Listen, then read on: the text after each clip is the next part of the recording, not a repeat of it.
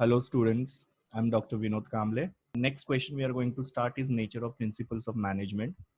Nature का मतलब होता है फीचर्स जो 14 प्रिंसिपल्स हेनरी फ्योल ने दिए हैं उसके नेचर के बारे में हम लोग यहाँ पे अभी पढ़ने वाले हैं. So will start one by one.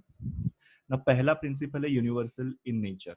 मतलब कि प्रिंसिपल ऑफ मैनेजमेंट जो यूनिवर्सल है, यूनिवर्सल इन द सेंस वो सब जगह पे एप्लीकेबल होते हैं. ना सब जगह पे मतलब कहाँ पे एप्लीकेबल होते हैं, तो प्रिंसिपल्स ऑफ मैनेजमेंट जो होते हैं वो लार्ज ऑर्गेनाइजेशन होने दो या स्मॉल ऑर्गेनाइजेशन होने दो, मतलब बड़ी ऑर्गेनाइजेशन में भी एप्लीकेबल होते हैं, छोटे ऑर्गेनाइजेशन में भी एप्लीकेबल होते हैं. नेशनल लेवल पे जो ऑर्गेनाइजेशन फंक्शन करते हैं उनमें भी प्रिंसिपल्स ऑफ मैनेजमेंट एप्लीकेबल होते हैं, और इंटरनेशनल लेवल पे जो ऑर्गेनाइजेशन फंक्शन करते हैं उनमें भी प्रिंसिपल ऑफ मैनेजमेंट एप्लीकेबल होते हैं. मतलब जो भी हम लोग ने पढ़ा है 14 प्रिंसिपल में, डिवीजन ऑफ वर्क या फिर unity of command, unity of direction, remuneration, equity, ये सब जो है वो किसी भी तरीके की ऑर्गेनाइजेशन होनी दो, बड़ी हो या छोटी हो, या नेशनल लेवल पे फंक्शन करने वाली हो या इंटरनेशनल लेवल पे फंक्शन करने वाली हो, सब जगह पे एप्लीकेबल होती है. और फिर हम लोग को पता है कि ऑर्गेनाइजेशन में 3 लेवल होते हैं, top level, middle level and lower level. So ये जो प्रिंसिपल्स है वो सब लेवल्स के लिए भी एप्लीकेबल होते हैं. सो बेसिकली मैंने 3 चीजें यहाँ पे आप लोगों को बताई कि प्रिंसिपल ऑफ मैनेजमेंट जो होते हैं वो लार्ज ऑर्गेनाइजेशन हो या स्मॉल ऑर्गेनाइजेशन हो, ऑर्गेनाइजेशन नेशनल लेवल पे फंक्शन करती हो या इंटरनेशनल लेवल पे, टॉप लेवल ऑफ मैनेजमेंट हो, मिडिल लेवल ऑफ मैनेजमेंट हो या लोअर लेवल ऑफ मैनेजमेंट हो, सब जगह पे प्रिंसिपल्स ऑफ मैनेजमेंट एप्लीकेबल होते हैं. इसके लिए इसको बोला जाता है universal in nature. Now next one is general guidelines. Okay, जब मैंने 14 प्रिंसिपल्स एक्सप्लेन किए थे तो उसके इंट्रोडक्शन में मैंने ऑलरेडी बताया था आप लोगों को कि प्रिंसिपल्स का मतलब होता है guidelines. So principles of management जो होते हैं वो किसी भी ऑर्गेनाइजेशन को जनरल गाइडलाइंस या जनरल रूल्स प्रोवाइड करते हैं. क्योंकि क्या होता है कि हर एक ऑर्गेनाइजेशन में कुछ प्रॉब्लम्स होते हैं. ओके, यहाँ पे मैंने कुछ प्रॉब्लम्स एक्सप्लेन किए हुए हैं, जैसे कि सेल्स कम हो रहा है, या एम्प्लॉयज की बहुत ज्यादा कंप्लेंट आ रहे हैं वर्किंग एनवायरनमेंट को लेके, मशीन्स को लेके, या दूसरे मॉनिटरी टर्म्स को लेके बहुत सारे कंप्लेंट्स आ रहे हैं, कंपनी का प्रॉफिट कम हो रहा है, कंपनी की कॉर्पोरेट इमेज खराब हो रही है. सो बहुत सारे प्रॉब्लम्स ऑर्गेनाइजेशन में फेस हो सकते हैं.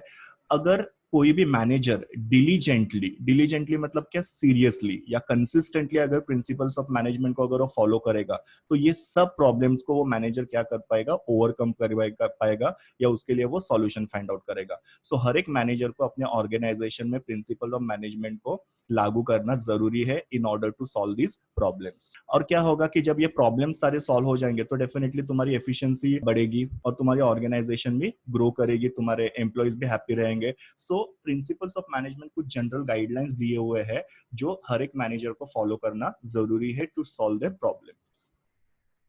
Now third nature is form by practice and experiments. मतलब हेनरी फ्योल जो है उन्होंने ये जो 14 प्रिंसिपल्स बनाए हुए हैं वो ओवर द नाइट ने डेवलप किए हुए. उन्होंने उन्होंने बहुत ज्यादा प्रैक्टिस की है, बहुत सारे एक्सपेरिमेंट्स उन्होंने किए अपने ऑर्गेनाइजेशन के अंदर.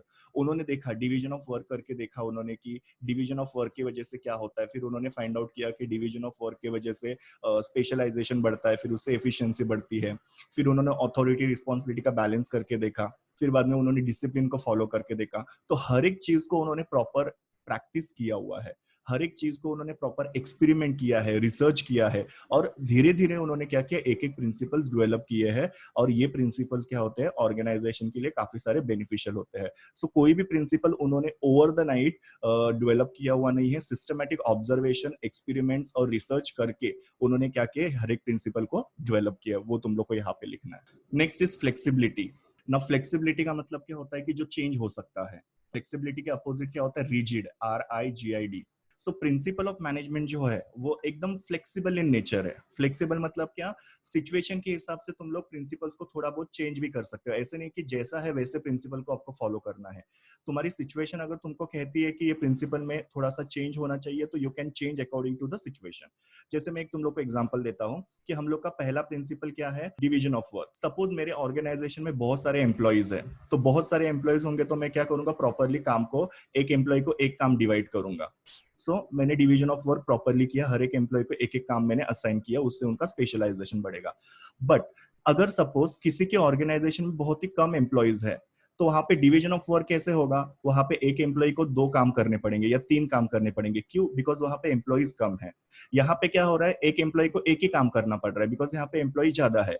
यहाँ पे एक एम्प्लॉय को शायद तक 2 या 3 काम करने पड़ेंगे बिकॉज यहाँ पे क्या है, कम एम्प्लॉयज है। सो सिचुएशन दोनों ऑर्गेनाइजेशन में अलग है, इसके लिए मैंने क्या किया, प्रिंसिपल्स को थोड़ा सा मॉडिफाई किया। सो मॉडिफाई करने को हम लोग बोलते हैं फ्लेक्सिबिलिटी। सो कोई भी प्रिंसिपल ऐसा नहीं है कि तुम लोग को एज इट इज फॉलो करना है। तुम्हारे ऑर्गेनाइजेशन की सिचुएशन देख के तुम लोग को प्रिंसिपल को क्या करना है, मॉडिफाई करना है। That is called as flexibility. So principle of management एकदम फ्लेक्सिबल है, बिल्कुल भी रिजिड नहीं है। Next is behavioural in nature. Now behavioural in nature का मतलब क्या है, मैनेजमेंट के अंदर सबको टीम में काम करना रहता है। ये हम लोग ने ऑलरेडी देखा है 14 प्रिंसिपल में कि अगर हम लोग टीम में काम करेंगे तो ही हमारे ऑब्जेक्टिव अचीव हो सकते हैं। अगर हम लोग इंडिविजुअली काम करने के लिए जाएंगे तो डेफिनेटली हमारे ऑब्जेक्टिव अचीव हो सकते हैं नहीं। सो कोई भी एक्टिविटी अगर हम लोग को करना है तो उसके लिए ग्रुप होना या टीम वर्क होना बहुत जरूरी है। सो प्रिंसिपल ऑफ मैनेजमेंट क्या करते हैं, हर एक ग्रुप को कंट्रोल करते हैं। कंट्रोल करते हैं इन द सेंस कि उनका जो परफॉर्मेंस है उसके ऊपर वो चेक रखते हैं और फिर उसमें कोई डेविएशंस वगैरह है क्या उसके बारे में उनको वो इन्फॉर्म करते हैं। सो प्रिंसिपल ऑफ मैनेजमेंट ग्रुप जो होता है उसको कंट्रोल करते हैं, प्लस ये जो एम्प्लॉयज है उनको डायरेक्शन देता है कि कैसे वो लोग अपने ऑब्जेक्टिव्स को अचीव कर सकते हैं। सो प्रिंसिपल ऑफ मैनेजमेंट 2 चीजें करता है किसी भी ग्रुप के अंदर, कि एक तो वो ग्रुप को कंट्रोल करता है और दूसरा वो क्या करता है, ग्रुप को डायरेक्ट करता है कि वो ग्रुप अपने ऑब्जेक्टिव को कैसे अचीव कर सकता है। ये दोनों चीजों को हम लोग बोलते हैं बिहेवियरल इन नेचर। सो यहाँ पे बेसिकली तुम लोग को एक ही चीज याद रखना है कि मैनेजमेंट जो है वो ग्रुप एक्टिविटी है।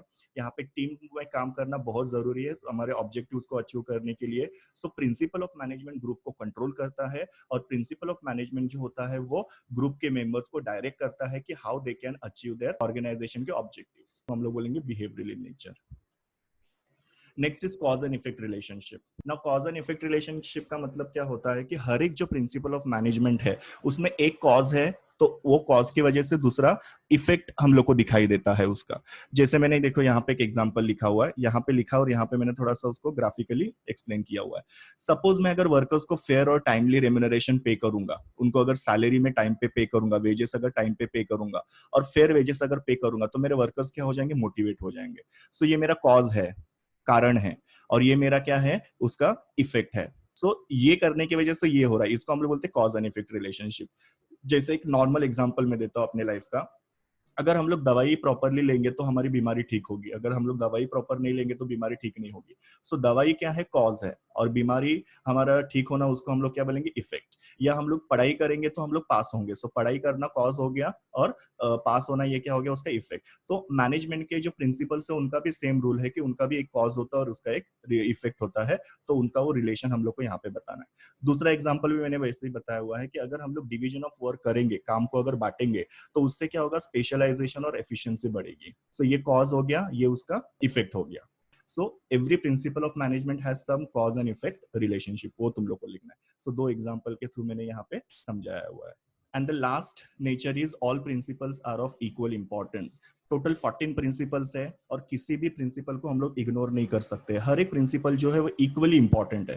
देखो मैंने यहाँ पे लिखा हुआ है, सब जगह पे इक्वल साइन किया। इक्वल साइन का मतलब क्या है कि ये सारे प्रिंसिपल जो है इक्वल है, कोई भी बहुत ज्यादा इंपॉर्टेंट नहीं है, कोई कम इंपॉर्टेंट नहीं है। अगर हम लोग को अपने ऑर्गेनाइजेशन में बेस्ट रिजल्ट चाहिए, हमारे ऑर्गेनाइजेशन को अगर हम लोग को ग्रो करना है, तो उसके लिए हर एक प्रिंसिपल को हम लोग को साइमल्टेनियसली प्रैक्टिस करना जरूरी है। साइमल्टेनियसली मतलब क्या, एक साथ उनको प्रैक्टिस करना जरूरी है। कोई भी प्रिंसिपल हम लोग ज्यादा फॉलो करेंगे और किसी को हम लोग कम फॉलो करेंगे तो उससे क्या हो सकता है, हमारा वर्किंग जो है अफेक्ट हो सकता है। सो ये यहाँ पे मैंने तुम लोग को नेचर ऑफ प्रिंसिपल के बारे में बताया, प्रिंसिपल्स ऑफ मैनेजमेंट के बारे में। Thank you, will see in the next lecture.